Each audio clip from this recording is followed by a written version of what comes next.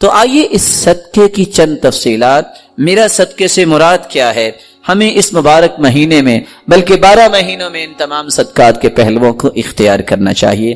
اس سے قبل کہ میں تقسیمات آپ کے سامنے رکھوں، صدقے کے بارے میں گنتی کی 3 چیزیں، پوری کائنات کی صداقت جمع ہو جائے۔ کیا رسول اللہ صلی اللہ علیہ وسلم کی ایک بات کی صداقت کا مقابلہ ہو سکتا ہے؟ نہیں ہو سکتا۔ تو پھر اگر اللہ کے رسول صلی اللہ علیہ وسلم کسی بات پہ قسم اٹھا لیں، کوئی بات رہ گئی؟ آپ نے قسم اٹھائی، سلاسن اقسم علیہن، لوگوں میں 3 چیزوں پہ قسم اٹھاتا ہوں۔ پہلی چیز، ما نقصت صدقۃ من مال، میں قسم اٹھاتا ہوں جو شخص صدقہ کرتا ہے اللہ کی قسم اس کا مال کم نہیں ہوتا، بڑھتا ہے، شک کی گنجائش ہے۔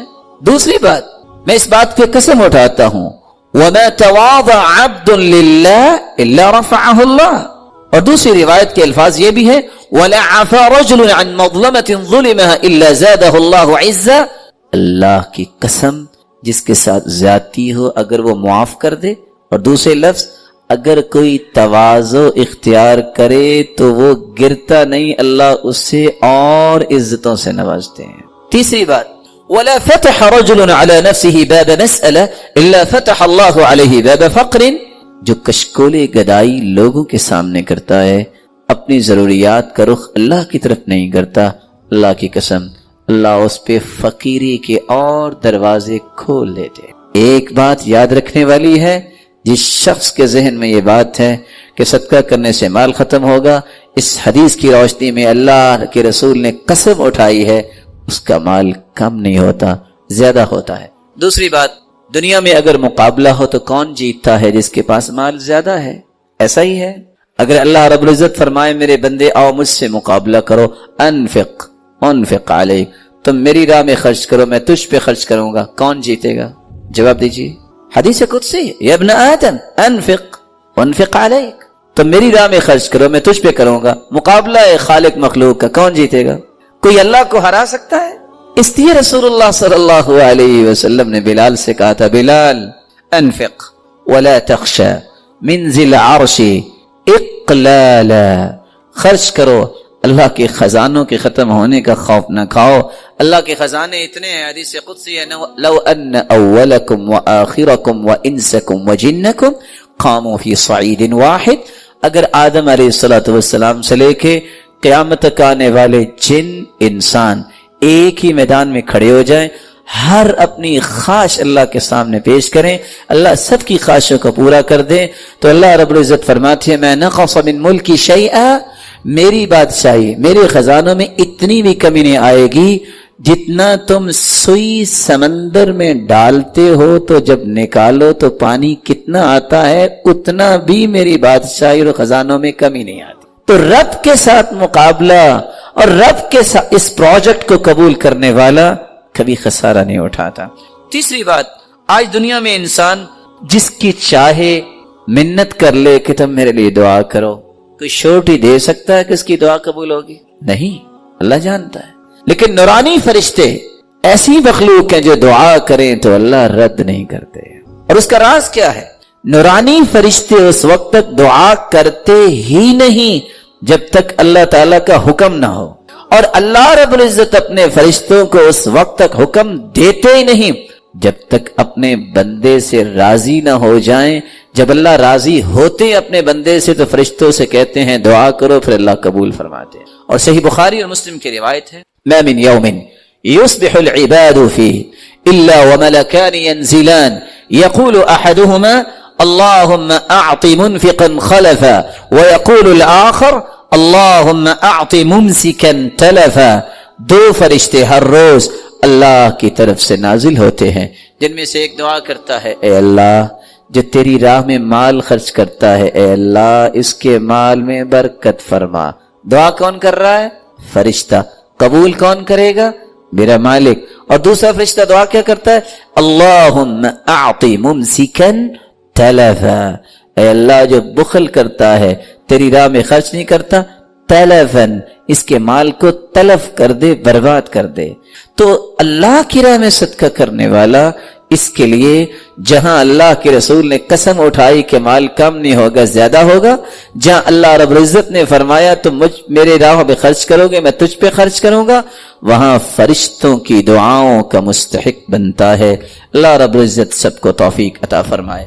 یہ ہے مال کا صدقہ۔ لیکن صرف مال کا صدقہ نہیں، مومن اس کی اپروچ جو ہوتی ہے وہ اسلام کے تمام پہلوؤں پہ ہوتی ہے، کسی ایک جہت پر نہیں۔ اسلام کی یہی تو خوبصورتی ہے۔ اگر کسی کے پاس مال نہیں تو وہ کیا کرے گا؟ محروم ہے صدقے کے اجر سے؟ نہیں محروم۔ وہ کیا کرے؟ رسول اللہ صلی اللہ علیہ وسلم نے فرمایا ان بکل تسبیحۃ صدقہ، سبحان اللہ کہنا صدقہ ہے، بکل تکبیرۃ صدقہ، اللہ اکبر کہنا صدقہ ہے، بکل تحمیدۃ صدقہ، الحمدللہ کہنا صدقہ ہے، بکل تہلیلۃ صدقہ، لا الہ الا اللہ کہنا صدقہ ہے، امر بالمعروف صدقہ، نیکی کا حکم کرنا صدقہ ہے، نہی عن المنکر صدقہ، برائی سے منع کرنا صدقہ ہے، فی بضع احدکم صدقہ، بیوی کے حقوق کو پورا کرنا صدقہ ہے۔ سیدنا ابو ذر رضی اللہ تعالی عنہ کی یہ روایت، اور دوسری روایت کے الفاظ ہیں واستغفر اللہ، استغفر اللہ کہنا صدقہ ہے، یعزل الشوک عن طریق الناس والعظم والحجر، راستے سے پتھر، ہڈی اور کانٹے اٹھانا، راستہ صاف کرنا، یہ صدقہ ہے، تہدی الاعمى، اندھے کو راستہ دکھانا صدقہ ہے، تسمع الاصم والابکم حتی یفقہ، گونگے اور بہرے کو اس کی بات سمجھا دینا، اس کی ضرورت سمجھا دینا صدقہ ہے، تدل المستدل علی حاجت اللہ قد علمت مکانها، ناواقف کی رہنمائی کرنا صدقہ ہے، تسعى بشدت ساقیک الی اللهفان المستغیث، ایسا شخص جو آپ کو مدد کے لیے پکار رہا ہے اس کی طرف دوڑ کے جانا صدقہ ہے۔ اور تیسری روایت کے الفاظ ہیں وَبَصَرُكَ لِلرَّجُلِ الرَّدِيءِ الْبَصَرِ لَكَ صَدَقَةٌ، جس شخص کی نظر کمزور ہے آپ اس کی رہنمائی کر دیتے ہیں، یہ صدقہ ہے۔ اور فرمایا فَالْكَلِمَةُ الطَّيِّبَةُ يَتَكَلَّمُ بِهَا الرَّجُلُ صَدَقَةٌ، اچھی بات کرنا صدقہ ہے۔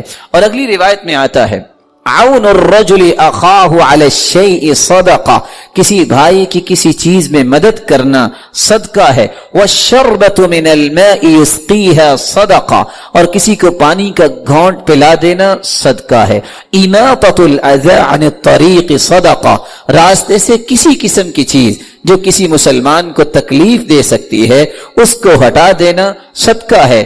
اور پانچویں اور چھٹی روایت کے الفاظ یہ ہیں، رسول اللہ صلی اللہ علیہ وسلم نے فرمایا ما اطعمت زوجتك فهو لك صدقہ، جو تم اپنی بیوی کو کھلاتے ہو وہ بھی صدقہ ہے، وما اطعمت ولدك فهو لك صدقہ، جو اپنے بچوں کی پرورش پہ خرچ کرتے ہو وہ بھی صدقہ ہے، وما اطعمت خادمك فهو لك صدقہ، جو اپنے خادم کو تم دیتے ہو وہ بھی صدقہ ہے، وما اطعمت نفسك فهو لك صدقہ، اور جو اپنی جان پہ اس نظریے سے خرچ کرتے ہو طاقت ملے میں اللہ کی عبادت خوبصورت کروں اور دنیا کے لیے خیر خواہی کا پیغام دینے والا بنوں، تو یہ کھانا پینا بھی صدقہ ہے۔ اور ساتویں روایت کے الفاظ یہ بھی ہیں تبسمک فی وجہ اخیک لک صدقہ، کسی مسلمان کو مسکرا کر ملنا بھی صدقہ ہے، وافراغک من دلوک فی دلو اخیک لک صدقہ، اپنے ڈول سے پانی نکال کر بھائی کے ڈول میں ڈال دینا یہ بھی صدقہ ہے۔ کبھی اپنی جیب میں بھی ہاتھ ڈال کے کسی کی جیب میں کچھ ڈال دینا جس کے پاس کچھ نہیں ہے صدقہ ہے۔ اور رسول اللہ صلی اللہ علیہ وسلم نے یہ بھی فرمایا کل معروف صدقہ، ہر نیکی صدقہ ہے۔ آپ صلی اللہ علیہ وسلم نے یہ بھی فرمایا الضیافۃ ثلاثۃ ایام فما زاد فهو صدقہ، 3 دن مہمان نوازی کرنا تو ضروری ہے، جو اس سے زیادہ آپ کسی مہمان کو کچھ کھلاتے پلاتے ہو وہ صدقہ ہے۔ رسول اللہ صلی اللہ علیہ وسلم نے یہ بھی فرمایا کف شرک عن الناس فانها صدقۃ منک علی نفسک، اپنی تکلیف سے لوگوں کو بچانا بھی صدقہ ہے۔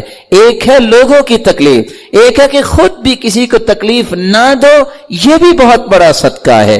رسول اللہ صلی اللہ علیہ وسلم نے فرمایا تعدل بین الاثنین صدقہ، دو مسلمانوں کے درمیان صلح کروا دینا، انصاف کی بات کرنا بھی صدقہ ہے۔ تعین الرجل علی دابتہ فیحمل علیہا، کسی شخص کی مدد کرنا اور اس کو اپنی سواری کے ساتھ بٹھا لینا بھی صدقہ ہے۔ او ترفع لہ علیہا متاعہ صدقہ، کسی کے پاس سامان زیادہ ہے، وہ اپنی سواری پہ سامان نہیں رکھ سکتا، اس کے سامان کو اٹھا کے اس کی مدد کر کے اس کے سامان کو رکھوا دینا، یہ بھی صدقہ ہے۔ کل خطوۃ یخطوها الی الصلاۃ صدقہ، نماز کے لیے گھر سے نکلنا ہر اٹھنے والا قدم بھی صدقہ ہے۔ بكل صلاة وصدقة وصيام صدقة وحج صدقة، روزہ رکھنا اور اگر عمرے کی اور حج کی توفیق اللہ دیتا ہے تو یہ بھی صدقہ ہے۔ کل قرض صدقہ، رسول اللہ صلی اللہ علیہ وسلم نے فرمایا کسی کو قرض دینا یہ بھی صدقہ ہے۔ من انظر معسرا فلہ کل یوم مثلہ صدقہ، جو شخص کسی کو قرض دیتا ہے پھر مہلت دے دیتا ہے، یہ مہلت دینا بھی صدقہ ہے۔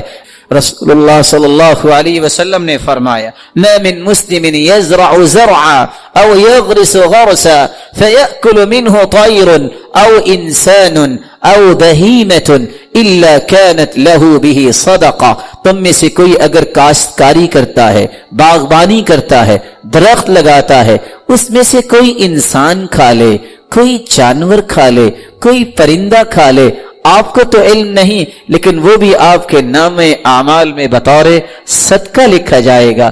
رسول اللہ صلی اللہ علیہ وسلم نے فرمایا تسلیمہ علی من لقی صدقہ، جب بھی کسی مسلمان کو کوئی ملے اور اس کو سلام کہے، یہ سلام کہنا بھی صدقہ ہے۔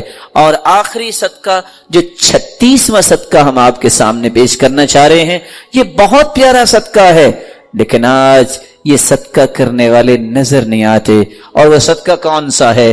كان علبة بن زيد بن حارثة رجلا من أصحاب النبي صلى الله عليه وسلم، علبة بن زيد بن حارثة رضی اللہ تعالی عنہ صحابہ میں سے ایک صحابی تھے۔ وقد حض على الصدقة فلما حض على الصدقة، جب اللہ کے رسول صلی اللہ علیہ وسلم نے صدقے پر ترغیب دلائی صحابہ کو، سب نے صدقہ دیا۔ یہ صحابی آ کے کہتے ہیں یا رسول اللہ صلی اللہ علیہ وسلم انہو لیس عندی ما اتصدق بہ، اللہ کے رسول میرے پاس مال نہیں جس کا میں صدقہ کروں، لیکن میں بھی کچھ صدقہ کرنا چاہتا ہوں۔ فرمایا مال نہیں تو کیسا صدقہ کرنا چاہتے ہو؟ تو صحابی نے کہا انی اتصدق بعرض علی من نالہ من خلقک، میں صدقہ اپنی عزت کا کرنا چاہتا ہوں، کوئی میرے ساتھ بدتمیزی کرے، کوئی گالی دے، جو میری عزت کے بارے میں بات کرے، میں آج کے بعد غصہ نہیں کروں گا۔ اور دوسری روایت کے الفاظ ہیں وَقَدْ تَصَدَّقْتُ عَلَيْهِمْ بِعِرْضِ فَمَنْ شَتَمَنِي أَوْ قَذَفَنِي فَهُوَ فِي حِلٍّ، جس نے مجھ پہ الزام لگایا، جس نے مجھے گالی دی، میں اپنی عزت کا صدقہ کرتا ہوں، میں نے اسے معاف کر دیا۔ رسول اللہ صلی اللہ علیہ وسلم نے فرمایا میرے صحابی اللہ نے تیرا یہ صدقہ قبول کر لیا ہے، اور یہ بہت بڑا صدقہ ہے۔ اور علی رضی اللہ تعالی عنہ کی بات بھی یاد رکھنی چاہیے، وہ کہا کرتے تھے لوگ زکوٰۃ نہیں دیتے۔ پوچھنے والے نے پوچھا آپ کیسے کہہ رہے ہیں زکوٰۃ نہیں دیتے؟ لوگ تو زکوٰۃ دیتے ہیں۔ کہتے ہیں لوگ مال کی زکوٰۃ دیتے ہیں، عقل کی زکوٰۃ نہیں دیتے۔ مال کی زکوٰۃ دیتے ہیں اور عقل کی زکوٰۃ نہیں دیتے، کیا مطلب؟ کہا مال کی زکوٰۃ تو مومن دیتا ہی ہے، عقل کی زکوٰۃ یہ ہے کوئی ایسی بات آپ کو کہے جو آپ کو بری لگی، اس کو برداشت کر لینا، یہ عقل کی زکوٰۃ ہے، اس سے عقل تیز ہوتی ہے، عقل میں برکت آتی ہے۔ ان تمام قسم کے صدقات کو یہ موسم مبارک آ رہا ہے، رمضان المبارک کا موسم ہمیں اختیار کرنا چاہیے۔ میری اللہ رب العزت سے دعا ہے اللہ تعالیٰ رمضان سے پہلے 3 کام اور رمضان میں ان 7 کاموں کو اچھے طریقے سے سمجھنے اور اس کے مطابق ان مبارک لمحات کو گزارنے کی توفیق عطا فرمائے۔ دعا کیجئے جتنے یہ بات سن رہے ہیں، اے اللہ ان سب کو رحمتوں، راحتوں، عزتوں اور برکتوں سے نواز دے۔ مولا کریم اگر کوئی بیمار ہیں تو ان کی بیماریوں کو شفاؤں میں تبدیل فرما دے۔ مولا کریم جو صاحب اولاد ہیں تو ان کی اولاد کو نیک بنا، دست و بازو بنا، آنکھوں کی ٹھنڈک بنا اور صدقہ جاریہ بنا۔ الہ العالمین اگر کوئی اولاد کی نعمت سے محروم ہے تو ان کی جھولیوں کو بارونق بنا دے۔ مولا کریم اگر کوئی صاحب مال ہیں تو ان کے مال میں برکت فرما دے اور ان کو فتنوں اور آزمائشوں سے بچا اور ان کو حاسدوں کے حسد اور شریروں کی شرارت سے بچا۔ الہ العالمین مقروض کے غیبی خزانوں میں سے مدد فرما اور جو بے روزگار ہیں اے اللہ تو ان کو بھی تونگر بنا دے۔ الہ العالمین ہمیں ایمان کی حالت میں رمضان کی نعمت نصیب فرما اور پھر رمضان المبارک کی رونقیں اور برکتیں حاصل کرنے کی بھی توفیق عطا فرما۔ الہ العالمین جب تک رکھنا ایمان سے رکھنا، جو بلانا تو ایمان کی خوبصورت کیفیت میں بلانا، جس طرح آج تیرے دین کے لیے ہم جمع ہیں، اے اللہ ہم سب کو جنت الفردوس میں جمع فرما۔ مولا کریم اپنے محبوب کی رفاقت نصیب فرما۔ الہ العالمین اپنے دیدار کا مستحق بنا۔ وآخر دعوانا ان الحمد للہ رب العالمین۔ اللہ کے دین کی دعوت اور لوگوں تک پہنچانے کے لیے اس ویڈیو کو ضرور لائک، شیئر، کمنٹ اور سبسکرائب کریں۔ اس لیے ابو ثعلبہ الخشنی رضی اللہ تعالی عنہ روایت کرتے ہیں رسول اللہ صلی اللہ علیہ وسلم نے فرمایا اذا كان لیلۃ النصف من شعبان، جب شعبان کا نصف ہوتا ہے، اطلع اللہ الى خلقہ، اللہ رب العزت اپنی مخلوق کی طرف جھانکتے ہیں، فیغفر للمؤمنین، مومنوں کو اللہ رب العزت معاف فرما دیتے ہیں، ویملی للکافرین، اور کافروں کو مہلت دے دیتے ہیں، ویدع اہل الحقد بحقدہم حتی یدعوہ، اور جن لوگوں کے دل میں کسی کے بارے میں حسد ہوتا ہے، حقد ہوتا ہے، بغض و عداوت ہوتی ہے، تو اللہ رب العزت ان کو چھوڑ دیتے ہیں، ان کے نامہ اعمال کو دیکھنا پسند نہیں کرتے اور ان کے بارے میں بخشش کا فیصلہ بھی نہیں ہوتا، بلکہ رسول اللہ صلی اللہ علیہ وسلم نے فرمایا فَيَغْفِرْ لِجَمِيعِ خَلْقِهِ إِلَّا لِمُشْرِكٍ أَوْ مُشَاحٍ، اللہ رب العزت ہر ایک کو معاف فرما دیتے ہیں، مشرک کو معاف نہیں کرتے، مشاحن کو معاف نہیں کرتے۔ مشاحن وہ شخص جس کے دل میں کسی شخص کے بارے میں بغض ہے، عداوت ہے، تعصب ہے، حسد ہے، ایسے شخص کو اللہ معاف نہیں کرتے۔ سال کے اندر بہت سارے ایسے مواسم رکھے ہیں جن میں متقی اپنے تقوی کی تجارت کو فروغ دیتے ہیں اور مومن اپنے ایمان کی تجارت کو بڑھاتے ہیں۔ ان میں سے ایک تجارتی موسم رمضان مبارک کا بھی آنے والا ہے۔ اس مہینے کے لیے رسول اللہ صلی اللہ علیہ وسلم نے جو امت کو رہنمائی دی، آپ صلی اللہ علیہ وآلہ وسلم نے شعبان کے اندر روزے رکھے۔ کیوں روزے رکھے؟ طبیعت کو اس بات پہ مائل کرنے کے لیے 15 شعبان تک روزے رکھنا کہ میں نے اس کے بعد یہ پریکٹس کرنے کے بعد رمضان مبارک میں داخل ہونا ہے، اور وہ اس خوشی کے ساتھ میں داخل ہوں، کسی قسم کی کوئی قلق اور بوجھ نہ ہو، اس راحت کے ساتھ میں اس مہینے میں داخل ہوں کہ یہ مجھ پہ فرض ہے اور شاید کہ میری زندگی کے سب سے خوبصورت لمحات وہ ہوں گے جن لمحات میں نے روزہ رکھا ہو۔ قرآن و حدیث کے دلائل کو دیکھا جائے تو یہ گنتی کے چند اعمال ہیں جن کے بارے میں اللہ ذو الجلال نے فرشتوں کو حکم دیا ہے کہ آپ ان کا اجر لکھ ہی نہیں سکتے۔ الصوم لی وانا اجزی بہ، بس یہ لکھ دو کہ روزہ رکھا۔ فرشتوں کے پاس کیلکولیشن کا کتنا بڑا نظام ہے، وہ کیلکولیٹ ہی نہیں کر سکتے کہ اللہ ذو الجلال روزے کا اجر کتنا دیں گے، اس لیے اللہ ذو الجلال نے فرمایا کہ الصوم لی وانا اجزی بہ، بس یہ لکھ دو کہ روزہ میرے لیے ہے اور اس کا اجر بھی میں اپنی شان اور عظمت کے مطابق ہی دوں۔ اس کی ایک جھلک حدیث نے بیان کی ہے جو صحیح بخاری اور صحیح مسلم کی روایت ہے، ما من عبد يصوم يوما في سبيل الله إلا بعد الله بذلك اليوم وجهه عن النار 70 خريفا. یہ روشن چہرے پڑھے لکھے ہیں. اگر 70 سال سفر کیا جائے 120 گھنٹے 120 میل کی رفتار سے بھی تو کتنا سفر بنے گا؟ ایک روزہ، اور وہ بھی نفلی روزہ اللہ کی راہ میں کوئی رکھتا ہے تو 70 سال میں جتنا سفر ہوتا ہے رب تعالیٰ اس انسان کو جہنم سے اتنا دور کر دے. اگر نفلی روزے کی یہ شان ہے، صحیح بخاری اور مسلم کی روایت بتا رہی ہے، تو اللہ جلال نے اس فرض روزے کا انعام کتنا رکھا ہوگا.